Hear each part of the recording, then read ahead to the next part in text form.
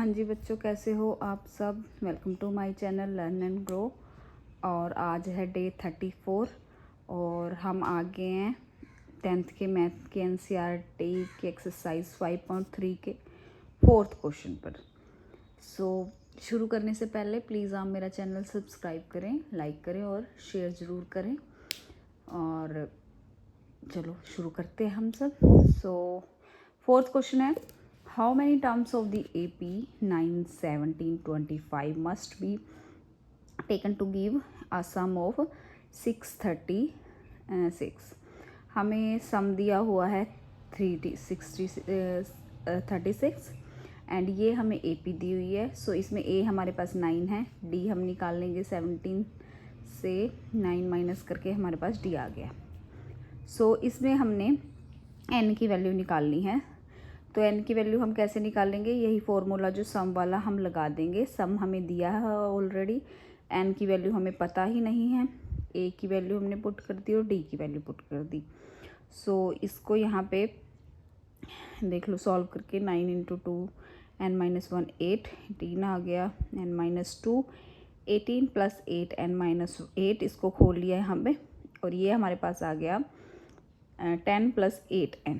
ठीक है। सो अब ये 2 इधर चला जाएगा दूसरी साइड। सो ये हमारे पास ये बन हो गया, तो यहाँ रह जाएगा n 8n plus 10 is equal to, ये इसको अंदर मल्टीप्लाई कर लिया हमने। ठीक है, और ये माइनस होके ये इक्वेशन बन गई हमारे पास। अब इस इक्वेशन से के डिवाइड में हम 2 कर देंगे ताकि हमारे पास सिंपल सी इक्वेशन बन जाए। लेके तो हम ये भी चल सकते हैं, कोई प्रॉब्लम नहीं है, बट इसकी थोड़ी मल्टीप्लिकेशन में वही दिक्कत हो जाती है ना, फिर लंबा पड़ जाता है ज़्यादा। इसके लिए इसको होल इक्वेशन को हम 2 से डिवाइड करेंगे तो हमारे पास ये इक्वेशन आ गई। अब यहाँ पे हम फैक्टराइजेशन मेथड हमारा लगाएंगे जो हमने पिछले चैप्टर में किया था। सो फैक्टराइजेशन में देखो, प्रोडक्ट ऐसा हमें नंबर चाहिए जिनका प्रोडक्ट इसको से प्रोडक्ट इतना हो 2544 एंड सम हो 5। ठीक है, तो ऐसे नंबर्स क्या हैं 53 एंड -48। चाहे आप करके भी देख लो, मैंने देखो यहाँ पे गुणा करके भी आपको भी दिखाया है कि ये मल्टीप्लिकेशन ये आ रही है। ठीक है। सो अब इसको, ये 2 नंबर हैं, इनको हम यहाँ पे स्प्लिट कर देंगे इसकी जगह। सो ये करके हमारे पास ये इक्वेशन आ गई। सो ये दोनों अलग ले रहे हैं, ये दोनों अलग, इन दोनों में कॉमन क्या आ रहा है n, इन दोनों में कॉमन -12। सो क्या बन गया हमारे पास, ये 4n प्लस 53 एंड n-23। अब इसको इक्वल के 0 कर रहे हैं, इसको इक्वल के। फैक्टराइजेशन मेथड आपको याद होना चाहिए, वो 4th चैप्टर हमने कंप्लीट कर लिया है। अगर किसी को नहीं पता लग रहा तो वो मेरी वीडियोस जाके चेक कर सकता है। So 4n plus 53 is equal to, जो यहाँ n की वैल्यू जो हमारे पास ऐसे आ रही है तो इसको तो हम रिजेक्ट कर रहे हैं, ये n की वैल्यू हम वैलिड नहीं मानेंगे। सो दूसरा n-12 को हम कर रहे हैं 0 के इक्वल। सो यहाँ पे n की वैल्यू 12, ये हमारे पास टर्म हमारी आ गई है। 12th टर्म जो है वो हमने निकाल ली है n की वैल्यू में। ठीक है।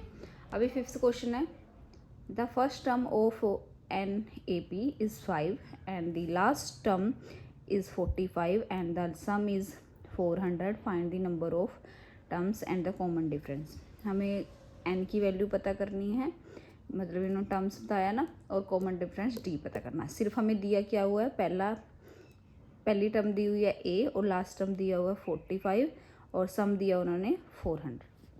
सो इसमें ना ये हम शुरू से ये फॉर्मूला यूज़ करते आ रहे हैं देखो, बट इसमें हमारे पास ना तो n की वैल्यू है ना D की वैल्यू है, तो ये वैल्यू तो वैलिड, ये वाला इसमें फॉर्मूला नहीं चलेगा। इसमें आप एक नया फॉर्मूला जो है ये लिख लीजिए आप। नया क्यों, इसमें ये यूज़ होगा आगे जितने भी क्वेश्चन होंगे।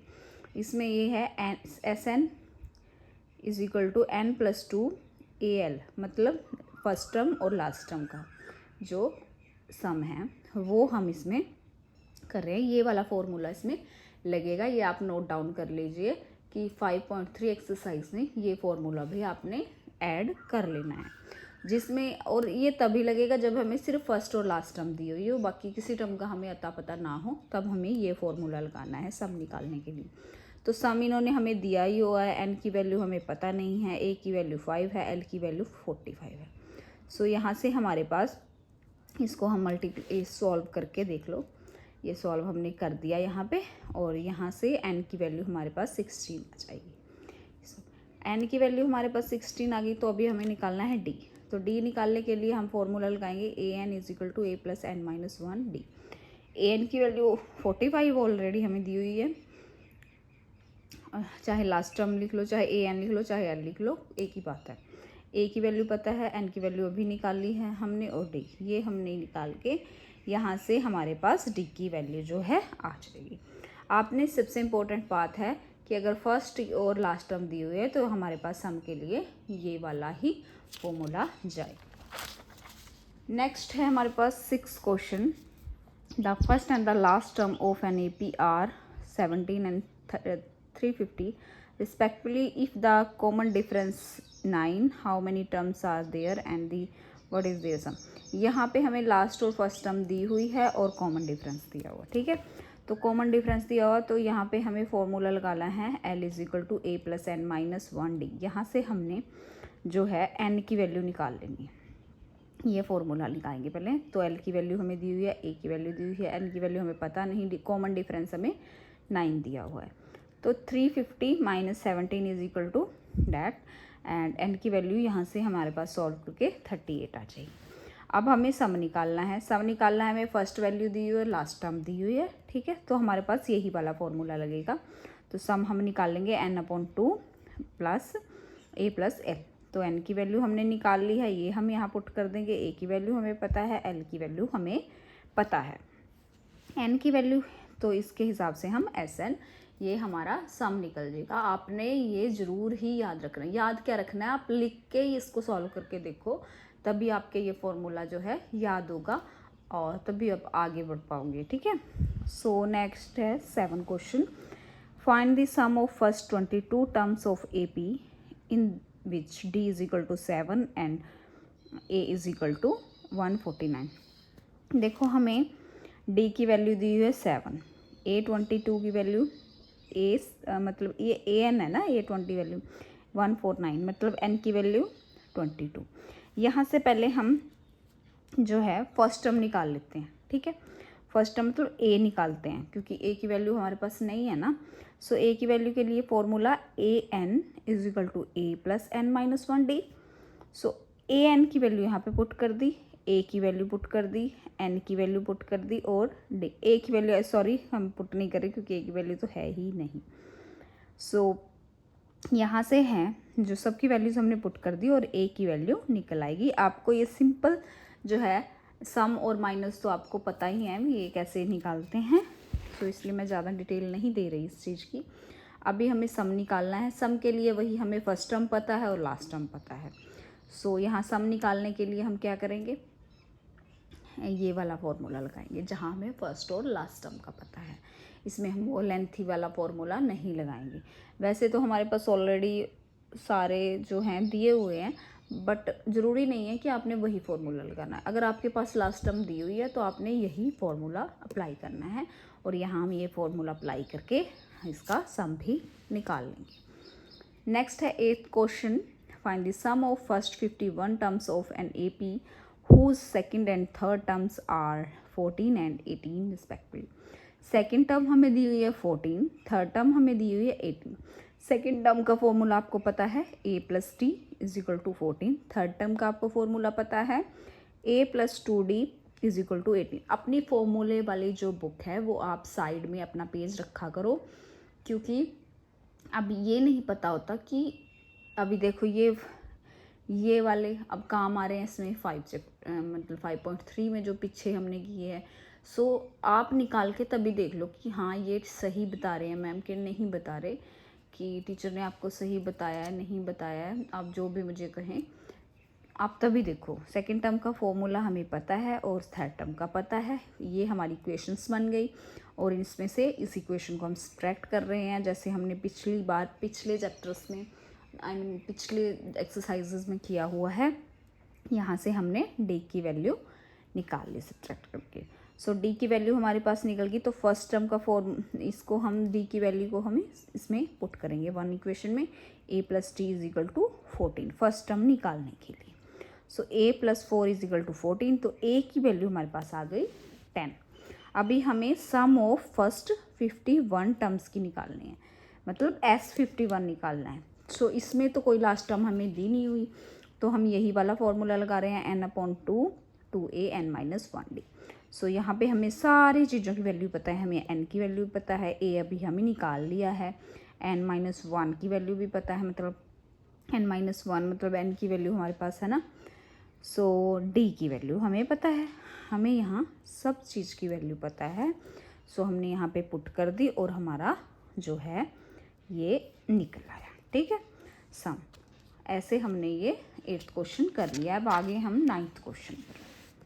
9th क्वेश्चन में है is the sum of first 7 terms of an A P is 49 and 17 term is 289, find the sum of first 10 term. इसमें हमें कुछ नहीं दिया, ना इन्होंने ए दिया है, ना एन दिया है, ना डी दिया है, इन्होंने हमें कुछ भी नहीं दिया हुआ। सो हमने कैसे सॉल्व करना है इसको। हमें दिया है सम ऑफ 7 टर्म्स का 49, 17 का 289। फॉर्मूला आपका यही लगेगा। तो पहले हम 49, देखो यहाँ पे ये फॉर्मूला हमने पुट कर दिया एज इट इज़, ये फॉर्मूला हमने पुट कर दिया है। एन की वैल्यू यहाँ पे 7 है, ठीक है। तो 7 - 1 6, डी तो डी का ऐसे ही रहेगा, 2a ऐसे ही रहेगा, ठीक है। अभी ये 2 जो है इधर चला जाएगा, चाहे आप मल्टीप्लाई बाय 2 कर दो, 2 इधर चला गया, सो ये आ गया। अभी ये हमारे पास 7 इधर आ गया, तो ये 14 = 2a + 60। सो इसको जो है हम पूरी इक्वेशन को 2 से डिवाइड कर देंगे, तो हमारे पास आ जाएगा a + 3d = 7 ये हमारे पास फर्स्ट इक्वेशन आ गई, ठीक है। अभी सेकेंड इक्वेशन है 17 के लिए भी हम यही फॉर्मूला यूज़ कर रहे हैं। n/2 मतलब 17/2, 2a + 16 कैसे आया ये n-1 d है ना, तो n-1 n की वैल्यू 17 है, -1 16 आ जाएगा, ठीक है। अब वही इसको मल्टीप्लाई 2 से कर दिया, चाहे 2 इधर चला गया, तो ये आ गया इक्वेशन हमारे पास। सो इसको ये 17 इधर आ गया, तो यहाँ पे इससे इसको डिवाइड किया तो ये 34 आ गया। अब इस इक्वेशन को भी हम थोड़ा सिंप्लीफाई करने के लिए 2 से डिवाइड कर देंगे। 2 से डिवाइड किया तो ये इक्वेशन, अब ये और ये इक्वेशन आई, तो इस इक्वेशन में से 2 में से 1 को माइनस करेंगे। यहाँ देखो हमने माइनस किया ना, ऐसे ये कटिंग हो गया, तो डी की वैल्यू हमारे पास क्या आ गई, 2 आ गई। अब ये डी की वैल्यू हम इक्वेशन 1 में जो है पुट करेंगे।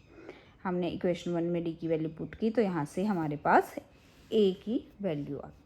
अभी हमें सम ऑफ फर्स्ट n टर्म्स का निकालना है। इन्होंने n की कोई वैल्यू नहीं दी हुई है और ना इन्होंने हमसे पूछी है, तो n को तो हम जो का तो ही रखेंगे। तो यहाँ यही फार्मूला लगा दे दिया हमने, n/2 2a n-1 × 2, ठीक है। n की जगह हमने कोई वैल्यू पुट नहीं करनी, क्योंकि इन्होंने n टर्म्स का ही हमें पूछा है, टर्म्स का ही पूछा है। तो n/2 2 + 2n-2, सो 2 के साथ 2 गया, तो ये n², ये हमारा फाइनल आंसर आ गया है। तो ये मैंने 9 तक आज सॉल्व कर दिए हैं। कल जो है हमारा डे होगा 35, आई थिंक, हाँ 35 डे होगा। सो हम करेंगे अगले 10 11 12 जो जितने भी हमारे पास सॉल्व होते हैं वो हम सॉल्व करेंगे। तब तक के लिए आप मेरा चैनल ज़रूर सब्सक्राइब करें, लाइक करें, शेयर करें। Thank you so much. जो भी 4-5 व्यू जो भी आ रहे हैं उनके लिए thank you so much. Thank you.